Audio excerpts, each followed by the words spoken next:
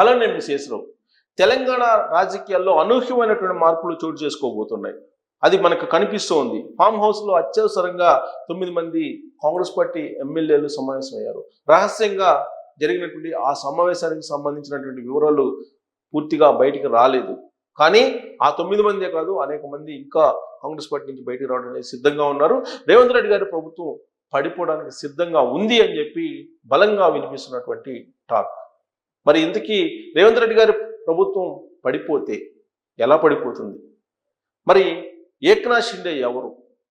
తెలంగాణ ఏక్నాథ్ షిండే ఎవరు అనే దాని మీద ఇప్పుడు విస్తృతంగా చర్చ జరుగుతుంది. కారణం ఏంటంటే మహారాష్ట్రలో ఏవైతే రాజకీయాలను నడిపారో బీజేపీ, అలాంటి రాజకీయాలనే తెలంగాణలో నడుపుతుంది అనేటువంటి ఒక అనుమానం బీజేపీ మీద ఇప్పుడు కాంగ్రెస్ పార్టీకి ఉంది.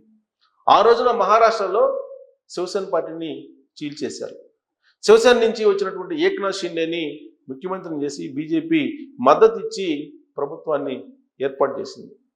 ఆ తర్వాత ఇటీవల జరిగినటువంటి ఎన్నికల్లో బీజేపీ అధికారంలోకి వచ్చి ఫడ్నవీస్ని ముఖ్యమంత్రిని చేసింది. అంటే శివసేన పోయింది, ఎన్సీపీ పోయింది. ఒక్క దెబ్బకి 2 పెట్టెలు అన్నట్టు పోయాయి. అంటే ఒక పార్టీలో చీలిక తీసుకురావటం, ఆ చీలిక నుంచి అనుకూలమైన ఫలితాలను రాబట్టడం అనేది బీజేపీ యొక్క పొలిటికల్ వ్యూహం.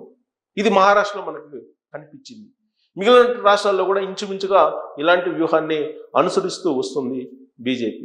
మరి తెలంగాణలో సేమ్ అదే వ్యూహాన్ని అమలు చేయబోతుందా అని అంటే బహుశా అలాంటి వ్యూహమే అయి ఉండొచ్చు.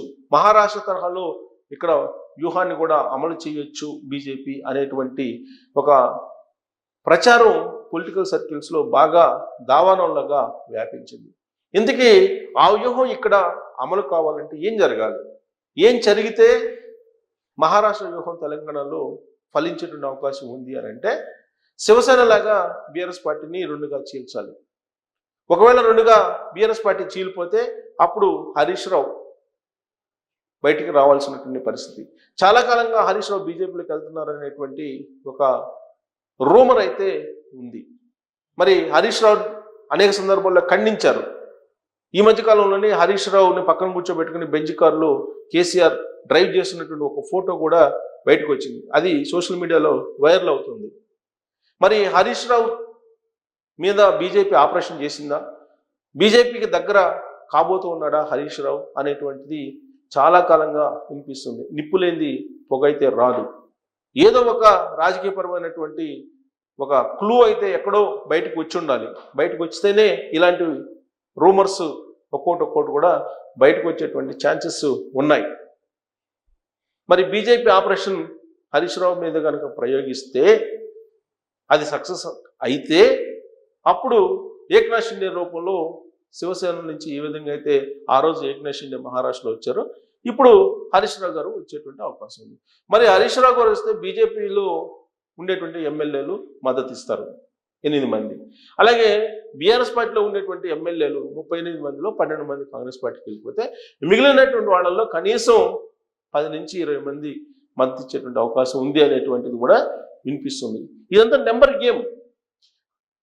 మరోవైపు బయట నుంచి ఎంఐఎం కూడా హరీష్ రావు అయితే మద్దతు ఇచ్చేటువంటి ఛాన్సెస్ ఉన్నాయనేది కూడా వినిపిస్తుంది. ఇక కాంగ్రెస్ పార్టీ నుంచి చీలి బయటకు వచ్చేటువంటి ఎమ్మెల్యేలు కూడా హరీష్ రావుకి మద్దతు ఇస్తారు. హరీష్ రావు నాయకత్వం అన్నా, హరీష్ రావు అన్నా కూడా కాంగ్రెస్ పార్టీలో ఉండేటువంటి ఎమ్మెల్యేలకి చాలా మందికి కూడా పాజిటివ్ అభిప్రాయం ఉంది అనేది కూడా వినిపిస్తుంది. సో ఈ కోణం నుంచి ఆలోచిస్తే కనుక బీజేపీ వేసినటువంటి ఎత్తుగడ సక్సెస్ అయితే హరీష్ రావు బీజేపీలోకి వెళ్తే అప్పుడు మహారాష్ట్ర తరహా నీకు ఇక్కడ వర్కౌట్ అయ్యే అవకాశం ఉంది. కానీ కొంచెం మహారాష్ట్ర వ్యూహాన్ని డీవియేట్ చేస్తే కనుక మరొక వ్యూహం ఫలించేటువంటి అవకాశం ఉంది. అది ఏంటంటే కాంగ్రెస్ పార్టీలో ప్రస్తుతం 2 పేర్లు చాలా బలంగా వినిపిస్తున్నాయి. ఏక్నాథ్ షిండేల రూపంలో రావచ్చు అని చెప్పి వాళ్ళలో ఒకళ్ళు కోమటిరెడ్డి రాజగోపాల్ రెడ్డి, మరొకళ్ళు పొంగులేటి శ్రీనివాసరెడ్డి. మరి వీళ్ళిద్దరిలో ఎవరు ఏక్నాథ్ షిండే అవకాశం ఉంది అని అంటే బీజేపీ వాళ్ళిద్దరి మీద ఆపరేషన్ కొనసాగిస్తున్నారు, బీజేపీకి టచ్లో ఉన్నారు వాళ్ళు అనేటువంటిది ఒక ప్రచారం. చాలా కాలం నుంచి పొంగులేటి శ్రీనివాసరెడ్డి గారి మీద ఉంది. ఆయనేమో ఖండిస్తూ ఉన్నారు, అనేక సందర్భాల్లో ఖండించారు. కాంగ్రెస్ పార్టీలోనే ఉంటాను, కాంగ్రెస్ పార్టీలోనే మంత్రివర్గంలో ఉంటాను, ఇలాంటి ప్రచారాన్ని మీరు నమ్మొద్దని చెప్పి చెప్తున్నారు. అయినప్పటికీ కూడా ఆయన మీద మాత్రం అనుమానాలు పోలేదు కాంగ్రెస్ పార్టీలో ఉండేటువంటి వాళ్ళు కొంతమందికి. పైగా బీజేపీతో ఆయన టచ్లో ఉన్నారు అని చెప్పి ఒక బలమైనటువంటి ప్రచారం ఉంది. దానికి కారణం ఏంటంటే 2023 ఎన్నికలకు ముందు బీజేపీతో ఆయన మంత్రాలు సాగించారు, బీజేపీలో చేరడానికి ప్రయత్నాలు చేశారు. అప్పట్లో జగన్మోహన్ రెడ్డి గారు కూడా లైజనింగ్ చేశారు అని చెప్పి కూడా అనుకున్నారు. కానీ ఆ రోజు పొంగులేటి శ్రీనివాసరెడ్డి గారు చివరి నిమిషంలో బీజేపీలో చేరకుండా ఆగిపోయారు. దానికి కారణం ఏంటంటే కవిత లిక్కర్ స్కామ్లో అరెస్టు గురించి మీనమేషాలను లెక్కేస్తుంది బీజేపీ అనేది. అందుకే ఆ రోజున అందరూ దూరంగా ఉన్నారు బీజేపీకి. లేదంటే బీజేపీలో అప్పట్లోనే పొంగులేటి శ్రీనివాసరెడ్డి గారు లాంటి వాళ్ళు చేరుండే వాళ్ళు. కానీ ఆయన కాంగ్రెస్ పార్టీలోనే ఉన్నారు, కాంగ్రెస్ పార్టీలో మంత్రి అయ్యారు. అయినప్పటికీ బీజేపీ నీడ ఆయన మీద నుంచి పూర్తిగా పోలేదు. మరి ఇంకొకళ్ళు కోమటిరెడ్డి రాజగోపాల్ రెడ్డి. ఈయన ఉప ఎన్నికలకు కారణమయ్యారు. మునుగోడులో బీజేపీలోకి వెళ్ళి కాంగ్రెస్ పార్టీ ఎమ్మెల్యేగా ఉంటూ రాజీనామా చేసి బీజేపీలోకి వెళ్ళి ఉప ఎన్నికలు రావడంతో అమిత్ షా కేంద్ర హోంశాఖ మంత్రిని మునుగోడుకు తీసుకొచ్చి ప్రచారం చేయించి బీజేపీ జెండా పాత్రను తెలంగాణలో అని చెప్పి ప్రతిజ్ఞ చేసినటువంటి కోమటిరెడ్డి రాజగోపాల్ రెడ్డి. ఆ విషయంలో కోమటిరెడ్డి వెంకటరెడ్డి, రాజగోపాల్ రెడ్డి ఇద్దరు చెరొక గేమ్ ఆడారు. వాళ్ళిద్దరి మధ్య మనస్పర్ధలు వచ్చాయని చెప్పి కూడా అనుకున్నారు. కానీ రాజగోపాల్ రెడ్డి గారు బీజేపీ తరఫు నుంచి పోటీ చేసినప్పటికీ ఆయన గెలుపు కోసం తెర వెనుక కోమటిరెడ్డి వెంకటరెడ్డి పనిచేశారనేది కూడా అప్పట్లో కాంగ్రెస్ పార్టీ అధిష్టానానికి వెళ్ళినటువంటి కంప్లైంట్స్. మరి ఇప్పుడు కోమటిరెడ్డి బ్రదర్స్ పరిస్థితి ఏంటి? కోమటిరెడ్డి వెంకటరెడ్డి ప్రస్తుతం క్యాబినెట్లో ఉన్నారు. ఆయన రేవంత్ రెడ్డి గారితో హ్యాపీగానే ఉన్నారు. కానీ రాజగోపాల్ రెడ్డి క్యాబినెట్లో స్థానాన్ని కోరుకుంటున్నారు. 6 మంత్రుల స్థానాలు ఖాళీగా ఉన్నాయి రేవంత్ రెడ్డి క్యాబినెట్లో. కానీ ఇప్పటి వరకు సంవత్సరం అయినప్పటికీ కూడా వాటిని ఫిలప్ చేయలేకపోతున్నారు. దానికి కారణం నియామకాల విషయంలో రకరకాల హడ్డిల్స్ ఉన్నాయి. వాటిలో ప్రధానమైనటువంటి హడ్లు కోమటిరెడ్డి రాజగోపాల్ రెడ్డి. ఒకవైపు కోమటిరెడ్డి వెంకటరెడ్డి క్యాబినెట్లో ఉన్నారు. ఆయన ఉండగానే ఆయన బ్రదర్ని క్యాబినెట్లోకి తీసుకోవడం అనేది అసాధ్యం అని చెప్పి రేవంత్ రెడ్డి గారు అభిప్రాయం. అందుకే ఆయన ఇటీవల కాలంలో ఒక స్టేట్మెంట్ కూడా ఇచ్చారు. 40 మంది ఎమ్మెల్యేలు తనతోటి ఉన్నారు అని చెప్పి, అవసరమైతే అని చెప్పి ఒక సందర్భంలో ఆయన స్లిప్ అయినటువంటి సంఘటన కూడా మనం గుర్తు చేసుకోవచ్చు. అంటే కాంగ్రెస్ పార్టీ నుంచి బయటికి వెళ్ళేటువంటి అవకాశం ఉన్నటువంటి ఎమ్మెల్యే ఎవరైనా కోమటిరెడ్డి రాజగోపాల్ రెడ్డి ఒకవేళ మినిస్ట్రీకి పోతే అనేది బాగా సోషల్ మీడియాలో అనిపించింది. మరి బీజేపీతో ఆయన టచ్లో ఉన్నారని అంటే అటు వ్యాపార పరంగా కానీ ఇటు రాజకీయ పరంగా కానీ బీజేపీతో టచ్లో ఉన్నారు అని చెప్పి ఆయన గురించి ఢిల్లీ వర్గాల్లో నలుగుతున్నటువంటి అంశం.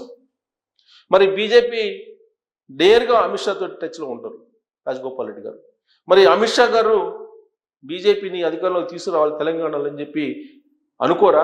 అనుకునేటువంటి లీడర్లో ఆయన ఎప్పుడు ముందు వరుసలో ఉంటారు. మరి వచ్చినటువంటి అవకాశం వదులుకోకుండా రాజగోపాల్ రెడ్డి గారిని బీజేపీలో తీసుకెళ్ళి ఆయనతో పాటు ఒక 20 మంది 30 మంది ఎమ్మెల్యేలను తీసుకెళ్తే గనక అప్పుడు రాజగోపాల్ రెడ్డి ఏక్నాథ్ షిండే అయ్యే అవకాశం ఉంది. ఈ మొత్తం ఎపిసోడ్లో 3 కోణాలు కనిపిస్తున్నాయి. 1 హరీష్ రావు, 2 కోమటిరెడ్డి రాజగోపాల్ రెడ్డి, 3 పొంగులేటి శ్రీనివాసరెడ్డి. వీళ్ళ ముగ్గురులో ఎవరు ఎక్కువ మంది ఎమ్మెల్యేలను పార్టీ నుంచి చీల్చుకొని బయటికి రాగలరు అనే దాని మీద బీజేపీ ఇప్పుడు మాస్టర్ ప్లాన్ వేసింది. సో ఎవరు ఎక్కువ మంది ఎమ్మెల్యేలని చీల్చుకురాగలిగితే వాళ్ళు ఏక్నాథ్ షిండేగా ఉండేటువంటి అవకాశం ఉంది, సీఎం అయ్యేటువంటి అవకాశం ఉంది. ఆ మేరకు బీజేపీ పావులు కదుపుతుంది అనేది పొలిటికల్ సర్కిల్స్లో బాగా బలంగా వినిపిస్తుంది. మరి మీకున్నటువంటి ఇన్ఫర్మేషన్ ప్రకారం బీజేపీ వేస్తున్నటువంటి ఎత్తుగడల్లో ఏక్నాథ్ షిండే తెలంగాణలో ఎవరు ఉండే అవకాశం ఉంది అనే దాని మీద కామెంట్ రూపంలో మీ అభిప్రాయం తెలియజేయచ్చు. Thank you very much.